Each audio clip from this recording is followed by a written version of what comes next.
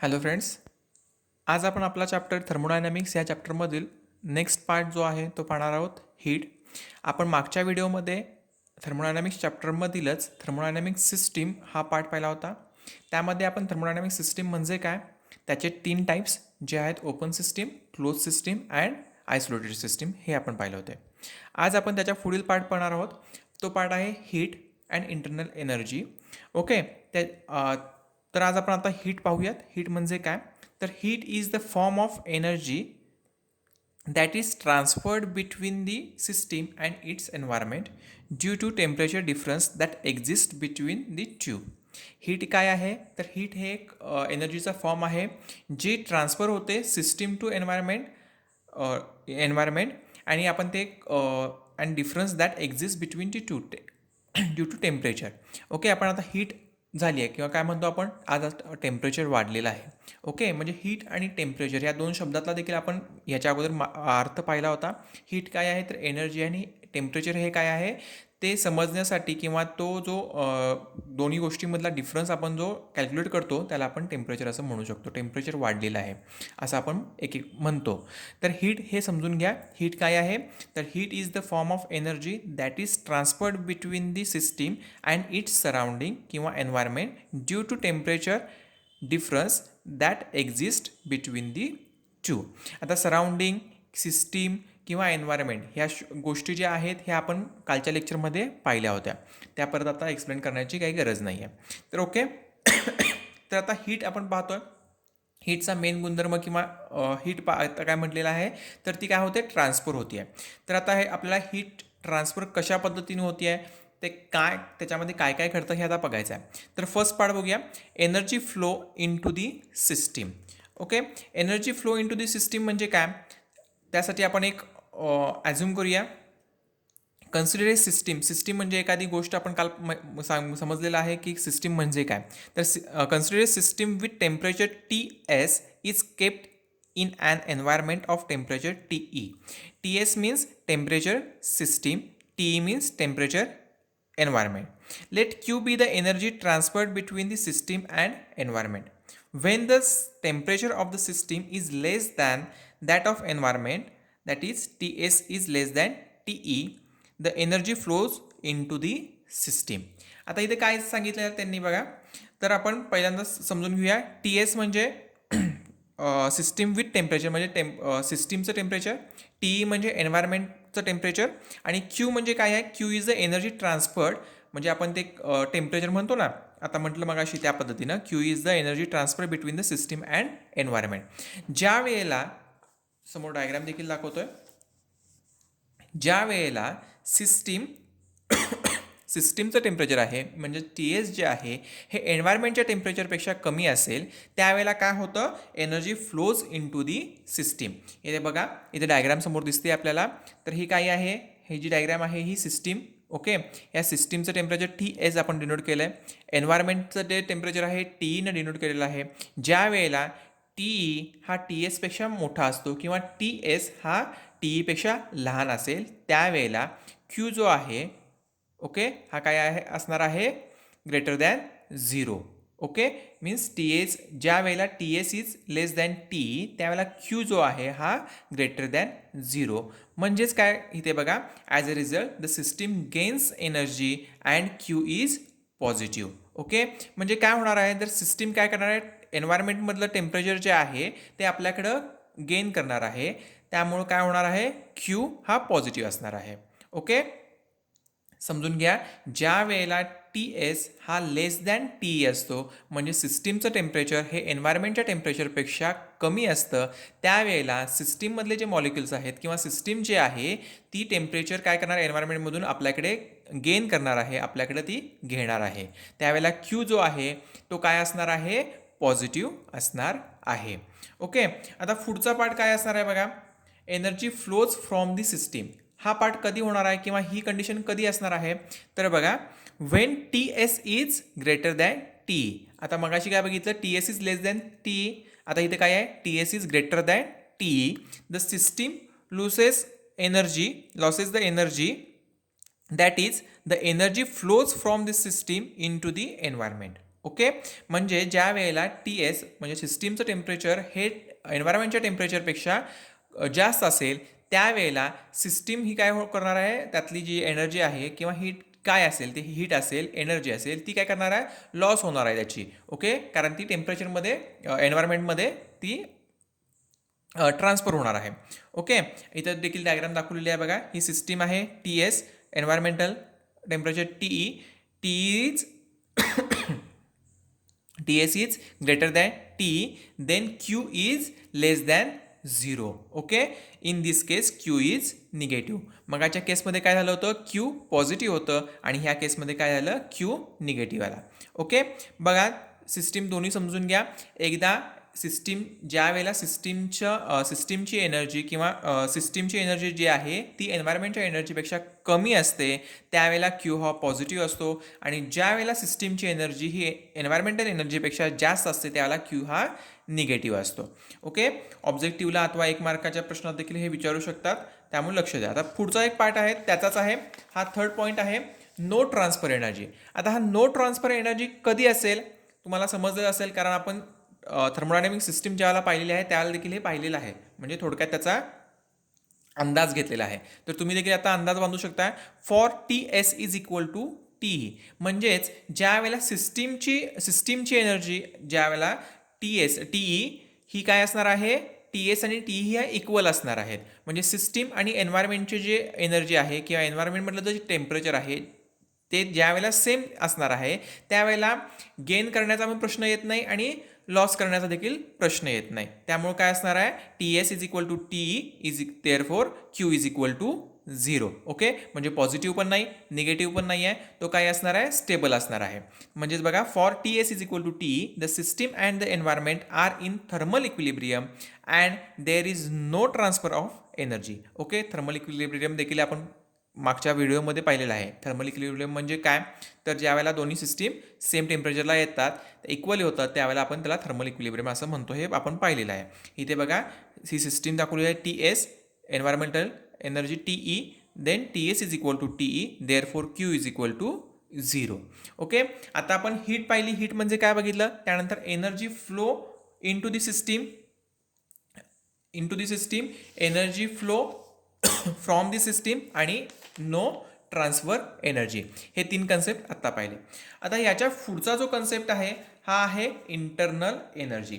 Okay, आता internal energy हा जो आपल्या समोर शब्द आला त्याला एनर्जी आपल्याला माहिती आहे एनर्जी म्हणजे काय. आता इंटरनल म्हणजे काय, तर इंटरनल ह्या शब्दाचा अर्थ समजून घ्या. इंटरनल म्हणजे आतील, एखाद्या सिस्टीमच्या आतील जी एनर्जी आहे त्याला आपण इंटरनल एनर्जी असं म्हणणार आहे. तर बघा, इंटरनल एनर्जी समजून घेण्यासाठी पहिल्यांदा आपण एक कन्सेप्ट हा क्लिअर करूया काय असतो. आता एखादी सिस्टीम समोर डोळ्यासमोर घ्या, त्या सिस्टीममध्ये भरपूर छोटे मॉलिक्युल्स असणार आहेत. ओके, ते मॉलिक्युल्स जे छोटे आहेत त्या मॉलिक्युल्सना त्यांची एक वेगळी पर्टिक्युलर एक एनर्जी असणार आहे. ओके, आता ही जी एनर्जी आहे तीच म्हणजे काय आहे त्या एनर्जी आहे त्या सगळ्या एनर्जीला, त्या छोट्या मॉलिक्युल्सची जी एनर्जी आहे त्या मॉलिक्युल्सच्या एनर्जीला आपण जर एकत्रित केलं तर जी आपल्याला एनर्जी मिळणार आहे त्याला आपण काय म्हणणार आहे, इंटरनल एनर्जी म्हणणार आहे.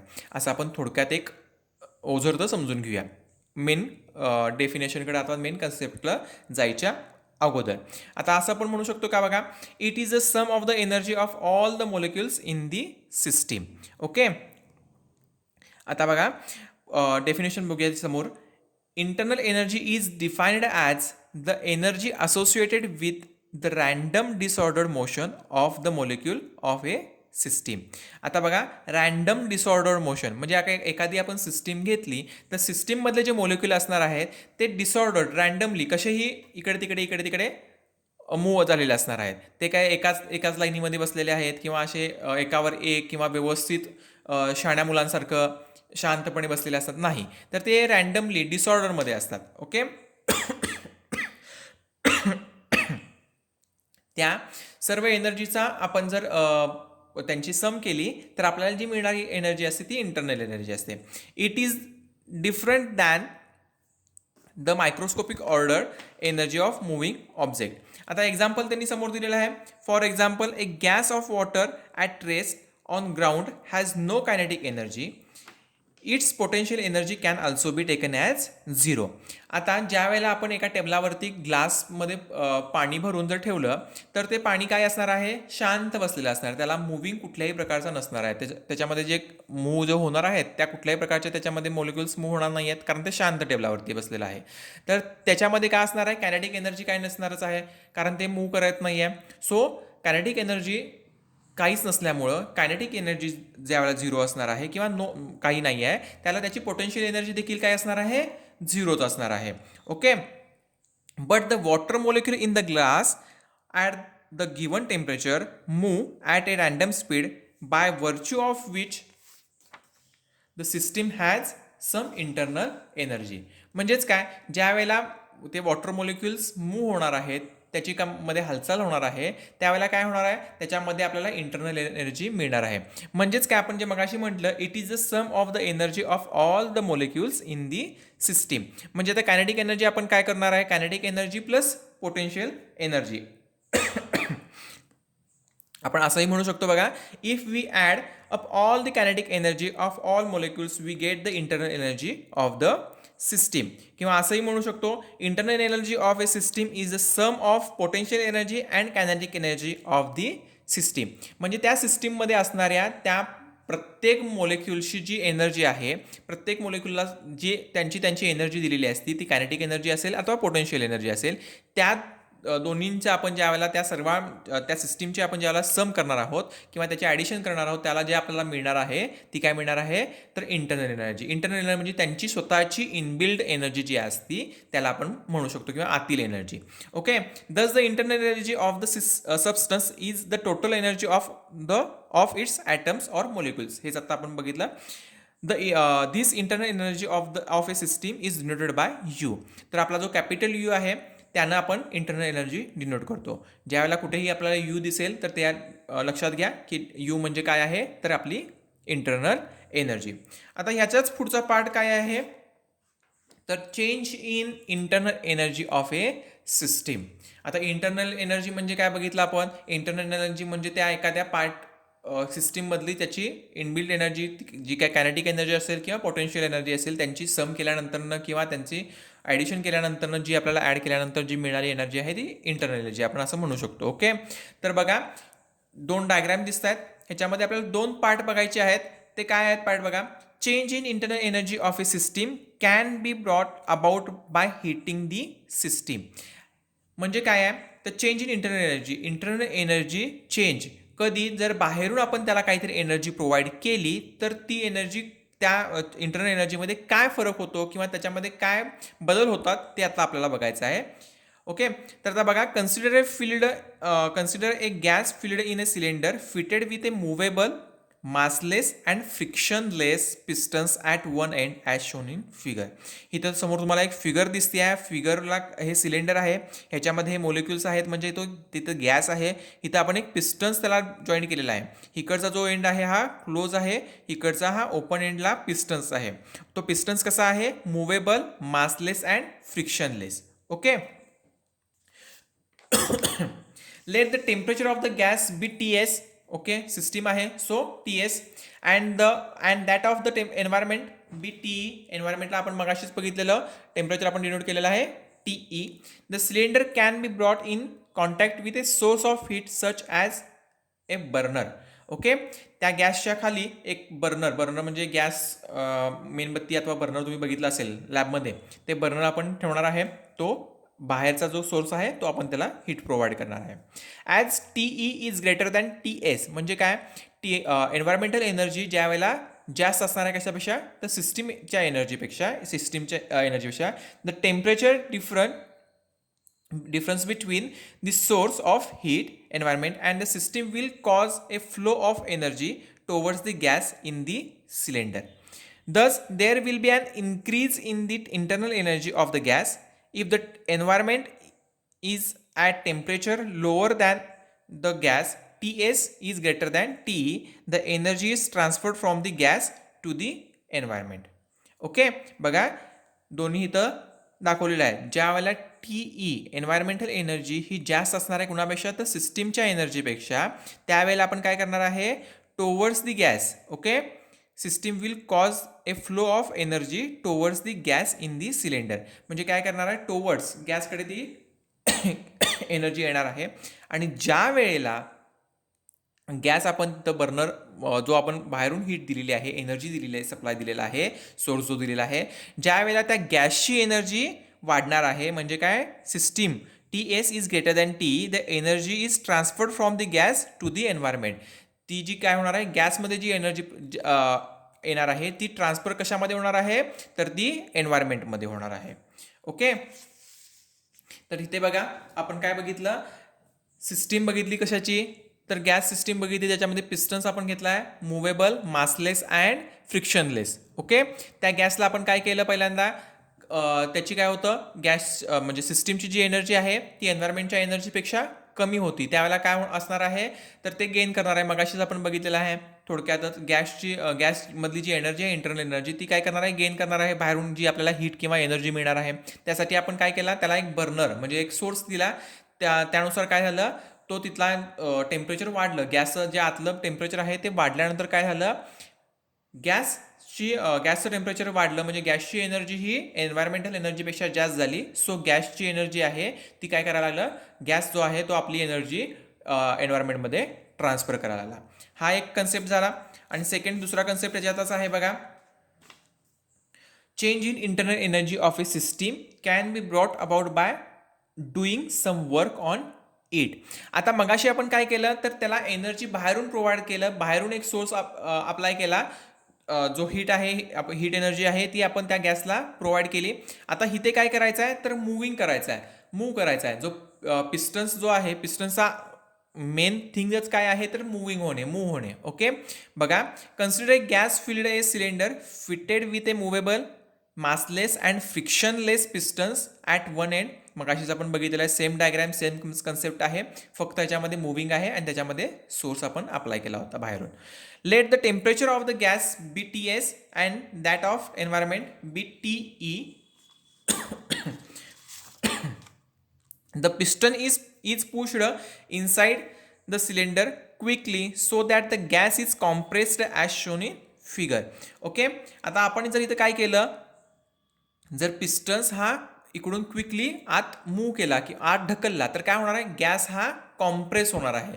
ओके, हे माहितीच आहे आपल्याला, पण आपण इथं आपल्या बुकमध्ये दिलेलं आहे, ते काय होतं, त्याच्यामध्ये काय घडतं, यासाठी आपण इथं बघतोय.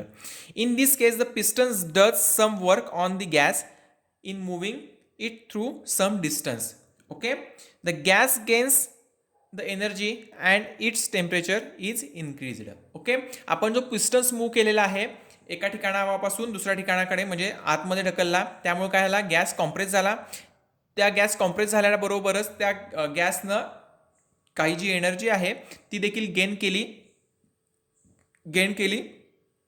त्यामुळे काय झालं, आतलं जे टेम्परेचर आहे गॅसचं हे इन्क्रीज झालं. Okay, on the other hand gas pushes the pistons out so that the gas is expanded, some work is done by the gas, it lodges some of its energy and the gas cools down. Okay, काय झालं, मगाशी आपण बघितलं होतं, आपण बाहेरून source दिल्यानंतर काय झालं, गॅसला एनर्जी गेन झाली. एनर्जी गेन झाल्यानंतर त्या गॅसचं टेम्परेचर वाढल्यानंतर काय केलं, गॅसनं आपल्याकडे जी एनर्जी आहे ती परत एन्व्हायरमेंटमध्ये एक्सचेंज केली. ओके, किंवा बाहेर फेकली, असं थोडक्यात म्हणूया. आता इथं देखील सेम वर्क झालं. ज्यावेळेला आपण पिस्टन ज्या सिलेंडरमध्ये पुश केला, आतमध्ये ढकलला, त्यावेळेला काय झालं, तिथं काही वर्क घडलं. ओके, आपण बघितलेलं आहे, थर्मोडायनॅमिक्सचा अर्थच आपण वर्क आणि ह्याच्यामध्ये बघितलेला आहे. ओके, तर वर्क झाल्यामुळे काय झालं, तर तिथं काहीतरी एनर्जी फॉर्म झाली. ती एनर्जीची काय फॉर्म होती, किंवा जी एनर्जी होती ती काय केली, गॅसनं आपल्याकडे गेन केली. गॅस कॉम्प्रेसर झालाच होता आणि ती आपल्याकडे गेन केली. त्यानंतर काय झालं, त्या गॅसचं जे टेम्परेचर आहे हे वाढलं, म्हणजे त्याची एनर्जीही वाढली. सो काय केला, गॅसनं आपल्याकडची एनर्जी किंवा आपल्याकडचे जे इंटरनल एनर्जी आहे ती पुश केली, परत बाहेर ढकलली. त्यामुळे परत काय झालं, जो कॉम्प्रेस गॅस झाला होता तो परत एक्सपांड झाला, जेणेकरून पिस्टन्स परत बाहेर आला. Okay, he system. This explains that the internal energy of the gas can be changed by doing work. म्हणजे काय, तर आता ही जी आपण बघितलं internal energy of a gas can be changed by doing work. ज्याला आपण एखादं वर्क करतो त्या पिस्टन्सवरती किंवा ह्याच्यामध्ये इंटरनल एनर्जीमध्ये, तर त्याच्यामध्ये बदल हा घडत असतो. ह्या दोन सिस्टीमने आपण बघितलं, एक बाहेरून सोर्स दिला आणि हा आपल्याला वर्कने बघितला. तर आता आपण बघितलेलं आहे आजच्या लेक्चरमध्ये काय काय बघितलं, तर हीट ट्रान्सफर कशा कशा पद्धतीनं होते किंवा एन्व्हायरमेंटल हीट आणि सिस्टीम. ओके, इंटरनल एनर्जीमधली. त्यानंतर इंटरनल एनर्जी म्हणजे काय बघितलं. त्यानंतर इंटरनल एनर्जीचे दोन कन्सेप्ट बघितले. एक बाहेरून सोर्स आपण अप्लाय केला, बाहेरून एनर्जी त्याच्यावरती अप्लाय केली, आणि सेकंडली त्या इंटरनल एनर्जीवरती वर्क आपण अप्लाय केला, त्यामुळे त्यामध्ये घडणारा बदल आज आपण पाहिलेला आहे. पुढच्या लेक्चरला पुढचं concept. Okay, thank you, good day.